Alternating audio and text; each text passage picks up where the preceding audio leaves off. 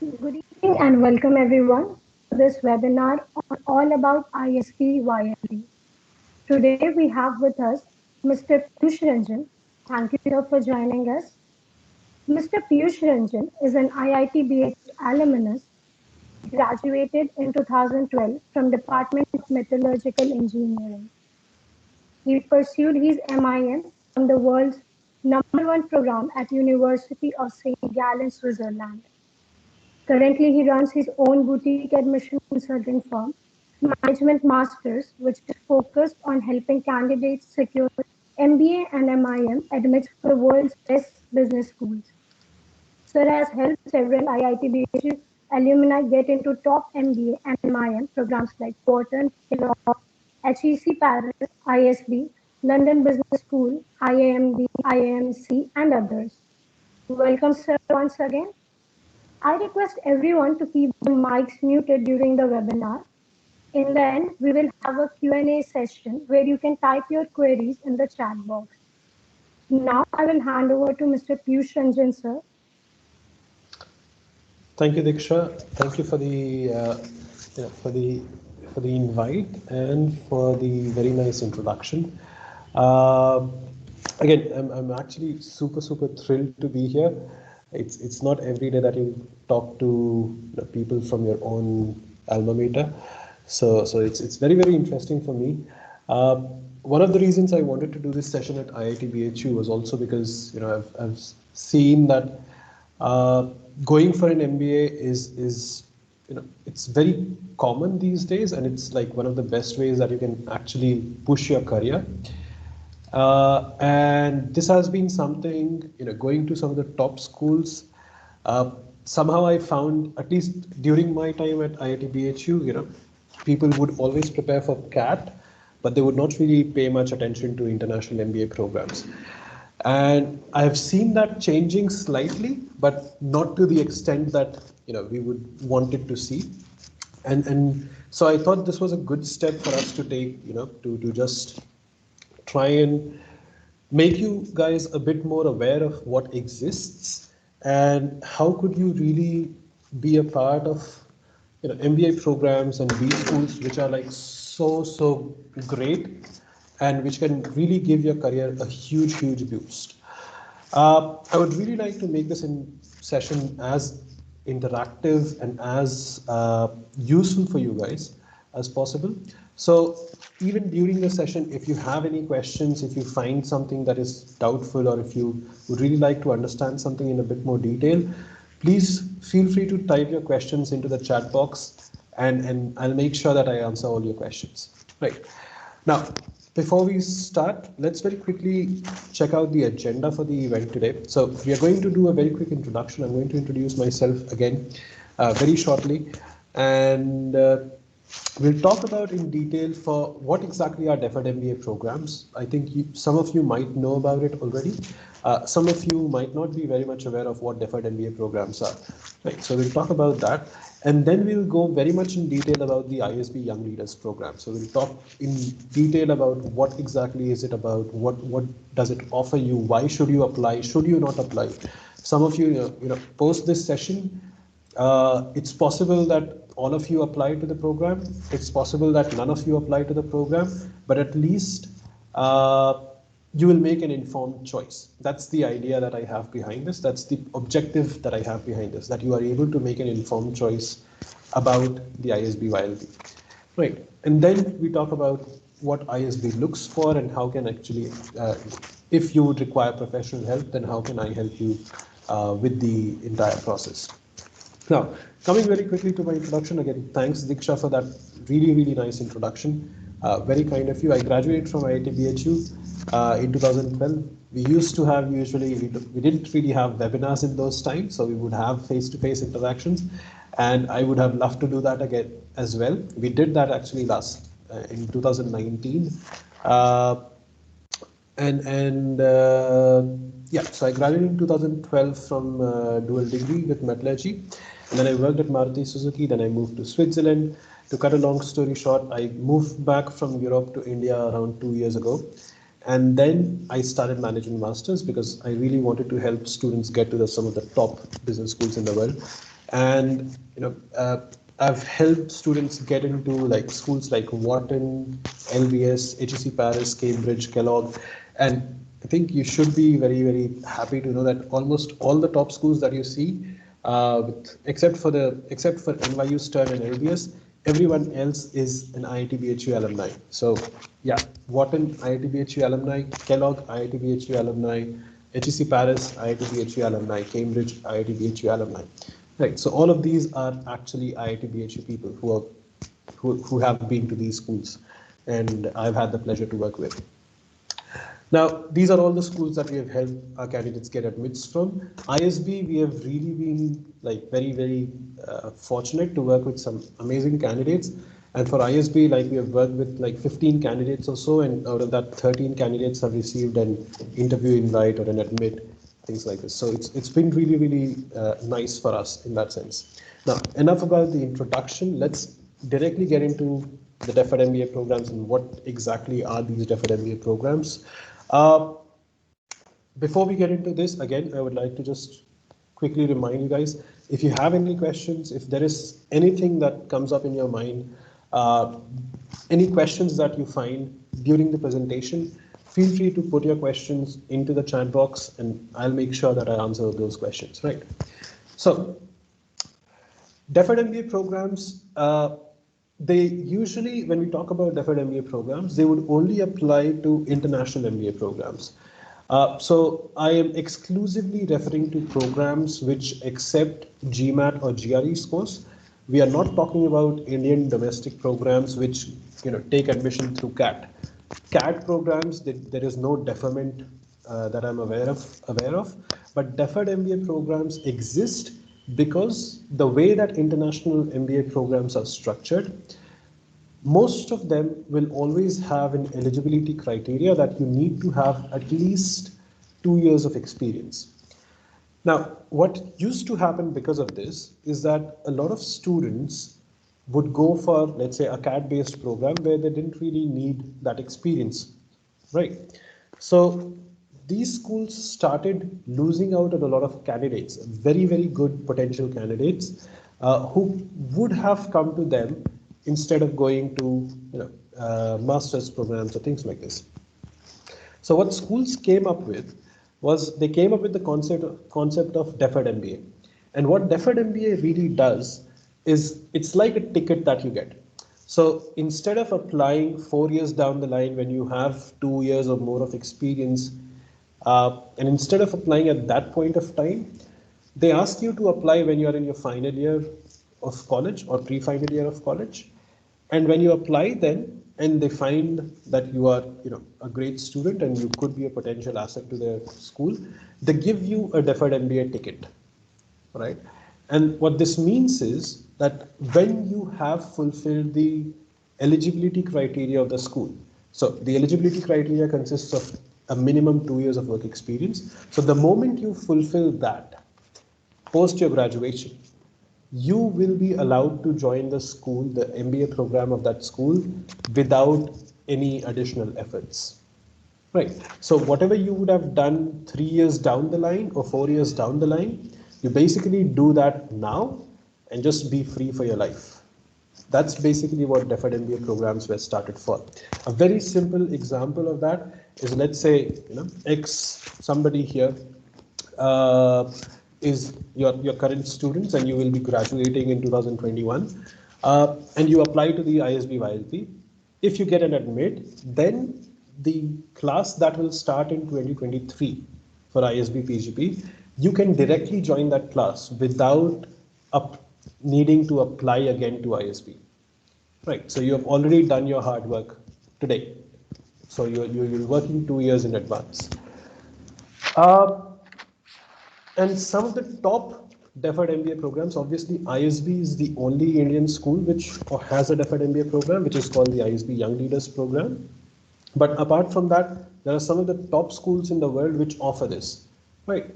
And those schools would include Harvard, Stanford, Wharton, Chicago, Chicago Booth, Kellogg, Sloan. So all of these top schools offer these deferred MBA programs, and they are excellent programs with a heavy degree of competitiveness. So it's not that just because you applied, you'll get into it. I think you guys know that the best. It's the competitive nature of things. So these are very, very exclusive programs, very competitive in nature. And this is somewhere, you really get into, if you get into a deferred MBA program, the amount of uh, leverage that you can have in your career, that just increases like tremendously, right? So this is basically what deferred MBA programs are. If you guys have any questions, feel free to drop it in the comment box or the chat box, and we can take those up. Uh, and apart from all these, obviously, we are going to focus on the ISB Young Leaders program today. So let's come to the ISB Young Leaders program. What is it? Again, exactly. It's exactly a deferred MBA program. You apply today. Once you have, if you get an admit, then once you have completed 20 months of experience, you basically are ready to join ISB PGP course, right? Apart from that, what do you get? So obviously you have that ticket to join ISB, but apart from that, what you get is you get a very, very strong community of all the other YLP applicants, right? So all the people who would have received an admit from YLP, it's almost 200 people who get admitted to YLP every year. So you form a huge community with them, and along with them, you will visit ISB campuses. You will have learning weekends at ISB. You will meet their faculty. You will meet professors. You will meet the various ISB alumni, business leaders, and everything. And this gives you a huge edge when you actually end up joining ISB 2 years, 3 years down the line. Right. And that's something that normal admits to the ISB PGP cannot have, because they would just apply and join right away. As a young leader program graduate, you will have the opportunity to form this community and be engaged with ISB for like 2 more years or at least 3 more years, whatever you want. And let's say you get an admit today and you can join 2023, and you don't want to join in 2023.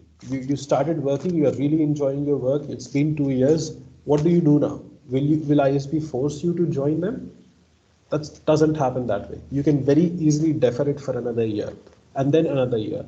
So you can easily defer these programs as well. So you start with a 2 year deferral period. And then if you would further want to defer these programs, you can do that again for another few years, right? So when you start feeling ready for an MBA program, and that's something that's great to have, because you can take all the risks that you want in your career. You can do all the things that you want without worrying about, would this look good on your CV? Would this help you would this allow you to really present a strong application? You don't have to worry about the application anymore because you're already in. So that's something that really comes with the ISB YLP. Again, any questions, please drop them in the chat box, and we'll take them up. Cool. Now, what do you need for this? The requirements for ISB YLP are very simple. You have to be either in your final year or in your pre-final year. And ISB would require multiple things from you. So you will need to submit various documents like your essays, your GMAT or GRE score, your resume, your letter of recommendation, and finally you will have an interview. One thing that you should keep in mind is, because they accept applications from both type of people, pre-final years and final years, your application will only be evaluated with respect to the same group that you're applying with. If you're applying as a final year student, your application will be evaluated with other final year students. If you're applying as a pre-final year student, your application will be evaluated with other pre-final year students, right? So it wouldn't be like mix and match. Uh, and finally, the YLP application, it is, the way it works is that it's divided into 3 different stages, right? And for each stage, it acts like an elimination round. So for stage 1, ISB asks you to submit 1 essay and the overall application form, and the deadline for that is 28th of March. And if you get selected in that particular stage, then you start Then you move to the second round, stage two. In stage two, you will have to submit your GRE score or GMAT score. You will have to submit another essay, you will have to submit a resume, and you will have to submit an evaluation, a letter of recommendation, you can call it. And for that, the deadline is 31st of August. So what does this mean? This basically means that even if you have not started working on your GMAT or GRE now, you have time until 31st of August to take your GMAT or GRE and submit it to ISB. Now, if you get selected in stage two, then basically, if you get selected after stage two to stage three, then basically you will have an interview with the ISB team so that you can, basically you'll move ahead in the process. And finally, I think the results for ISB YLP this year will be out on 10th of November. So by 10th of November 2021, you will know if you have an admit from ISB or not. The best part about all this, let's say you apply and you don't get through. What happens? Absolutely nothing. It does not have any bearing on your future possibility of applying to ISB or not. ISB does not care. You could get rejected in YLP and then you can apply 3 years later and get admitted to the PGP program directly. Absolutely possible. There's nothing like it has a negative effect on your candidature. All right, so I hope that makes sense. Now, what exactly ISB looks for? What is ISB looking for in its application? Right. And when it comes to ISB application, when it comes to the MBA application, usually ISB looks at 3 different areas. One is your academic potential. So academic potential basically means, do you have what it takes to be able to, really adapt to or really perform in the very rigorous curriculum that you will have at the MBA? Do you have the intelligence for that? Do you have those credentials in terms of your academics? How do they see that? They see that through your bachelor's degree, they see that through your college, and they see that through the GMAT GRE scores that you will have. All these different things come into play while evaluating your overall candidature or your academic credentials. The second part is the leadership potential. Now, leadership potential basically means what kind of a leader are you? What kind of a person are you when you are working with other people? Are you able to motivate others? Are you a team player? Are you somebody who will go out of his way to lead a team? All these things matter a lot. The kind of qualities that you bring to the class, they matter a huge amount. And how does ISB see this? They see this through the various experiences that you share. You will have to write essays, you will have to provide letter of recommendations. So all these things, ISB is able to gauge that from these different documents, from your essays and letters of recommendations. And the final part is the personal attributes that you bring to the class. And the personal attributes part is one of the most important aspects for ISB, because they don't want all people to be the same in the class. They really, really want a diverse class that they can have. And that's where the kind of hobbies that you have, the extracurricular activities that you have, or the kind of a person that you are, the qualities that you have, the values that you really adhere to, these start mattering a lot. Because that's how ISB evaluates whether you are a good fit with ISB or not. ISB itself, or any other school in the world, they have certain values that they really look up to. So, for example, I'll give you a very simple example.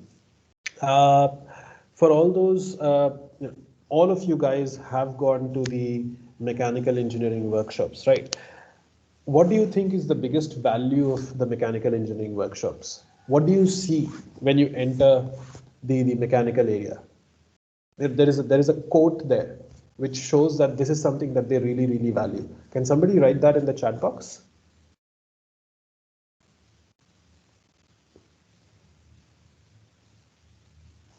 Anyone? Exactly.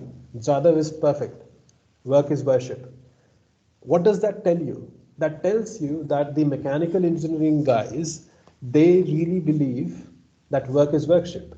So if you are able to show that you are somebody who also values work, they are much more likely to give you a higher grade. Probably not, but still, I guess you understand what I mean.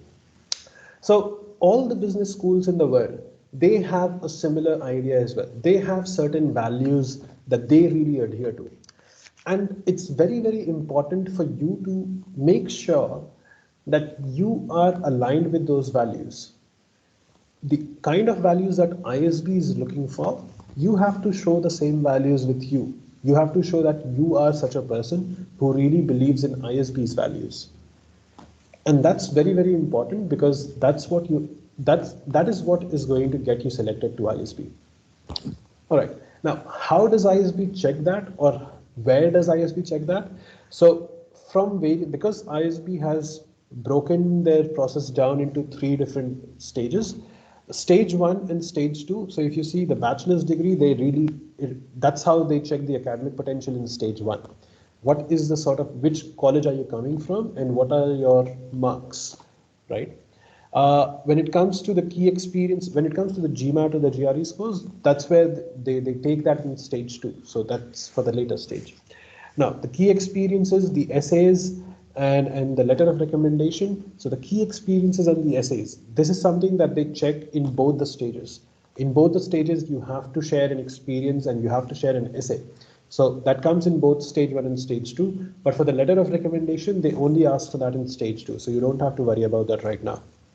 Finally, the diversity aspect. And again, if you see the diversity, hobbies, extracurriculars, values, and quality fit, they check these things in both these stages. So that should tell you how important your personal attributes and your personal qualities are to ISB. They really want to understand what kind of a person you are, and it's very, very important for them. So what do you have in stage one? In stage one, there is the overall application. So you will have to fill out your education details, your extracurricular activities, your awards and achievements, the hobbies that you have. And then you have one essay which talks about how have you changed as a person as a result of a very significant experience that you have had. Right. It's a 300-word essay, quite small, but quite straightforward as well. But this is basically what stage one has. Now, the question comes, how can we actually help you out? Uh, the first thing is that you should know is what we can do. How do you start preparing is by learning about other people's stories. And that's very, very important. And what we do is we have a weekly newsletter. This is something that you can actually subscribe to. So if you would want to subscribe to this is where you can go and subscribe to it. Uh, and what we do here is we share, inspirational stories from a lot of IIT BHU alumni as well, but in general from other sources as well. And we share a lot of information about MBA programs, about YLP, about deferred MBA programs, how you can improve your profile, what are the different ways to prepare your profile, and a lot of things, right? So you can subscribe to this newsletter and get this done. Apart from that, if you want to work on the applications, then we basically have curated packages for all different stages. Now, for all the different stages, for stage one, we do a complete application review. We help you finding, we do very dedicated sessions where we talk with you to figure out what are the different experiences that you've had which have really changed you as a person. We help you figure out what could work out very well for your applications. We help you figure out how to present your overall story in the best possible way, and obviously the essay reviews and how to write the essays perfectly so that you have a great chance at ISB, a great shot at ISB. So that's basically what we do for stage one. If you get selected to stage two, again, we do a complete application review. We help you out with every single part, with the resume, with the LOR, with the essays. So we help you with every single part. And obviously for stage three, again, we help you with the interview preparation. One of my very close batchmates, Harsh Agrawal, he graduated from ISB in 2014. 2015, and we take interviews for ISB and we help you with the mocks if you get selected into stage three as well. Now, for all these three, obviously you get all these things, but apart from that, all these packages, they basically allow you a very, very personalized discussion. So we have regular workshops where we discuss face to face about what you should be doing and how you should be doing, how you should think and how you should structure your thoughts so that you are able to present yourself in the best possible way. Right. Apart from that, you become a part of a very, very exclusive community that I have for MBA aspirants. And obviously, I'm very easily accessible, very, very easily available to solve any of your doubts. Uh, Now, obviously, if you take one of your packages, one of our packages, these packages come at a cost. So if you apply only for one stage, the costs are like 15,000 plus 18% GST. And if you take all the stages together, then we do a huge discount and you get some discount there. But what I have specially for groups, like if you want to enroll like 2 or 3 people who want to enroll together, then if you have a group of 3 people plus, then what we do is we give a massive discount on the stage one application, so you can apply there. Like, so it's almost like a 33% discount. And basically we do one initial session together and rest all the sessions are quite like they still continue very, very personalized. So this is basically what I have to offer. If you would like to avail professional help for this, but otherwise, I think if you have any questions apart from all these, and if you have any doubts about the ISB YLP, please feel free to drop your questions here, and we can always have I can always answer your questions as much as possible.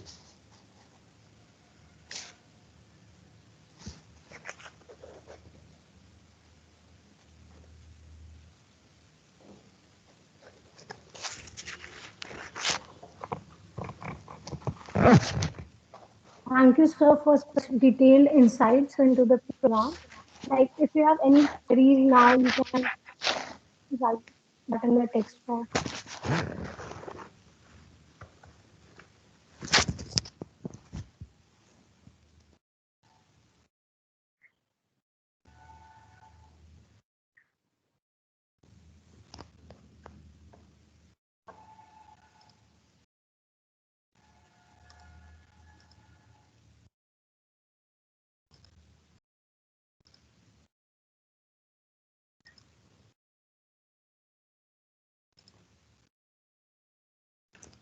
Okay, interesting. Uh, So Jadav has a question. After applying for ISB YLP, is it mandatory to have 20 months experience? Uh, well, if you want to join ISB PGP, yes, without 20 plus months of experience, you cannot join ISB. That's the eligibility criteria. So yes, you will need to have that experience. Uh, Prateek, to answer your question regarding scholarship opportunities at ISB, they do have a few scholarships for need-based scholarships, but in general, there are not a lot of scholarships available for ISB. Uh, Yes, I think you're comparing them with. Pratik has a question that the fee structure of ISB is way more expensive than other B schools, but I think you need to get you need to compare it with the right set of schools. If you are comparing it with IIMs which do not require any experience, then you're not making the right comparison. So if you look at the international MBA programs, most international MBA programs have, if you go outside India, they would cost like in a crore or 1.5 crores or 2 crores or something like this. But ISB is, the overall cost comes out to around 40-45 lakh rupees. So that way it's much more affordable, but you can't really compare it with IIMs because they're meant for a very different target audience. So hope that makes sense.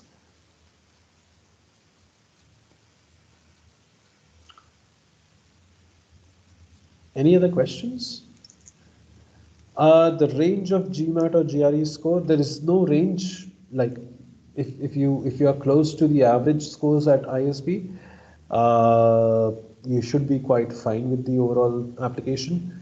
But there is no specific range for this.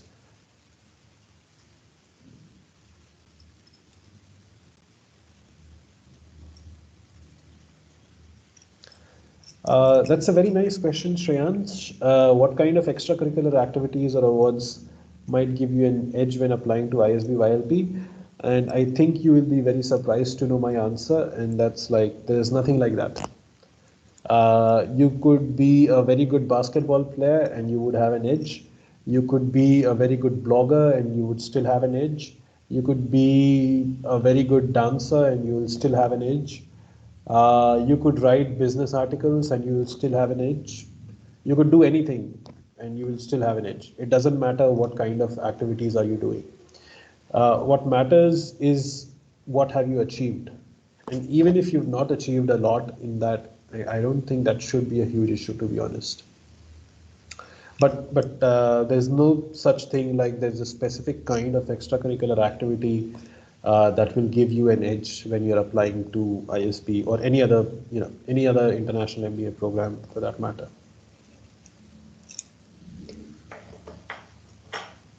I hope that answers your question. Yes, Jadav, you heard correct. Foreign MBAs can cost you 1 to 2 crores easily. Uh, but again, you don't really have to worry too much about it at this point of time, because yes, it does sound like a very, very big number. But one, most of the foreign MBA candidates, they receive scholarships very generously. Second is that even if you don't have scholarships, uh, it's very easy to finance these MBAs. So you have international lenders who can help you finance 80 to 100% of the cost very, very easily. So that becomes much, much easier. And third is that once you're done with a foreign MBA program, you also start earning in the similar currency. So you'll start earning in dollars or euros, and it's much easier to pay back that when with foreign salaries. Nikhil, I'm very sorry. I have no clue about IAMs. I have no clue about CAD-based programs, so I have zero expertise on that. So I can't really answer the question about IAMs and how does it work.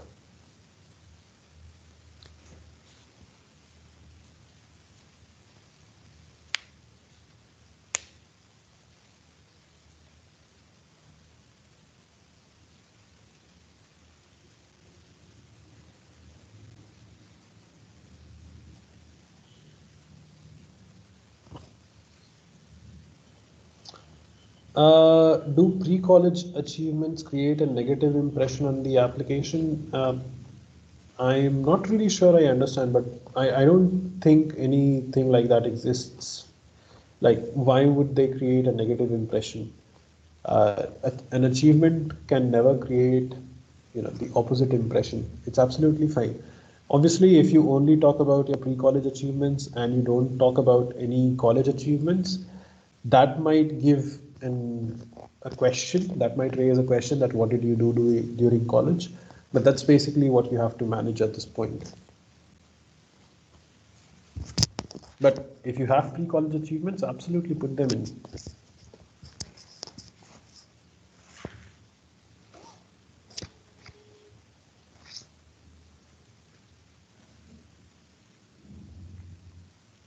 Any other questions, anyone?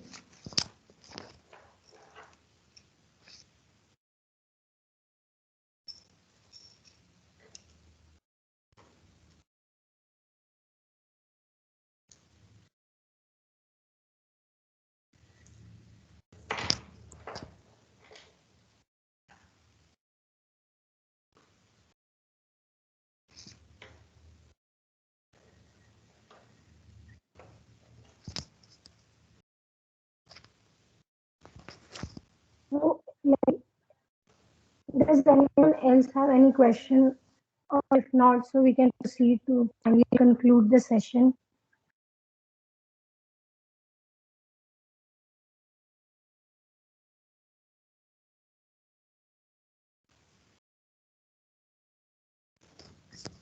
So with this, we finally conclude the session. Yeah. Thank you so, for giving your valuable time and helping us to make informed choices in future. And I'm sure, like, if you all would have any queries, any more queries in future, you can contact her on the LinkedIn ID or anywhere. Yeah. And I would also like, yes, sir. Yeah. Sorry, I'm just putting my LinkedIn ID here. So if anybody wants to connect with me on LinkedIn, please feel free to do so. Thank you, sir. And I would also like to thank the audience for their patience. I hope everyone enjoyed this session and have a great day ahead. Thank you. Thank you. Thank you, sir.